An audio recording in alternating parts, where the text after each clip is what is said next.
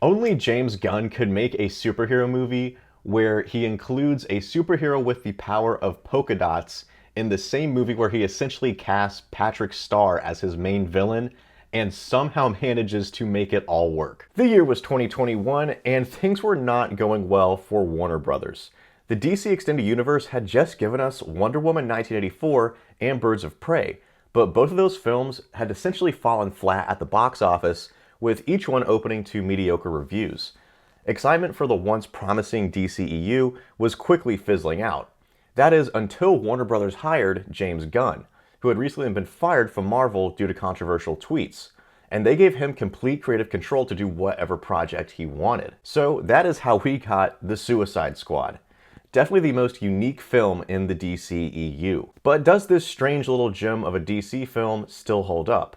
Well, we're going to answer that question by looking at the positives, the mixed, and the negative elements of this movie. Starting with the biggest positive of Gunn's The Suicide Squad, the characters themselves, especially Idris Elba's portrayal of Bloodsport. From the moment you meet him, he just gives off this serious, deadly, and yet somber attitude that he carries throughout the entire film. You can tell he's been beat down by life, but he's still an incredibly skilled assassin with an ego. And he portrays that perfectly throughout this movie. Along with Bloodsport, we get who is arguably the most iconic addition to this version of the squad, John Cena as Peacemaker. He provides a great counterpart and even a villain in opposition to Bloodsport. And throughout this film, John Cena gives him this dry sense of humor, but also this really serious and kind of scary unflinchingness to the character. James Gunn nailed it with the writing of these anti-heroes, and each one of them, each member of the team, brings their own flavor of weirdness to the table. But at the same time, the quirkiness of the characters never outshines the more serious moments of the film. And I actually found myself engaged with the mission they were on. I wanted to see Idris Elba succeed in this mission so that he could get his daughter back. Like the balance of humor and seriousness in this film, the violence is also very spot on and very dialed in throughout this movie. It definitely feels R-rated because it is hard-hitting and it's unforgiving and bloody at times, but it never feels gratuitous or mishandled or just like it's there for the sake of being violent. It felt like Gunn had a really strong vision for how he wanted to do the violence in this movie, and it's integrated pretty seamlessly along with the story and these characters. Moving on to the mixed aspects of this movie, not every character is as strong as Bloodsport or Peacemaker, and you can especially feel that with Harley Quinn.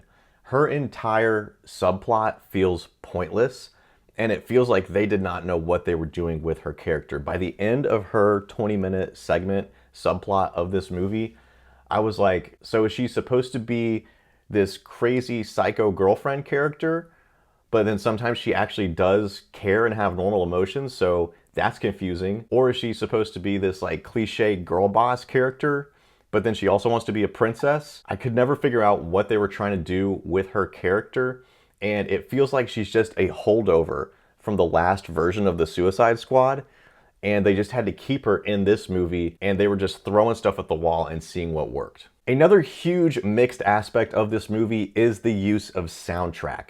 James Gunn obviously is known for his use of soundtrack, especially with the Guardians movies, but the difference is this movie is way different tonally than the Guardians of the Galaxy movies, and a lot of times there are these very hard cuts to loud soundtrack inserts, and you can just feel James Gunn trying so hard to make a moment happen with that use of the soundtrack, but instead of pulling me into the movie more, it just became distracting and jarring whenever that happened, and it took me out of the movie. So the use of soundtrack in certain scenes and in certain sections of this movie, I think, is one of the biggest missteps and mixed aspects of the film. Lastly, the biggest negative of the Suicide Squad for me has to be Harley Quinn.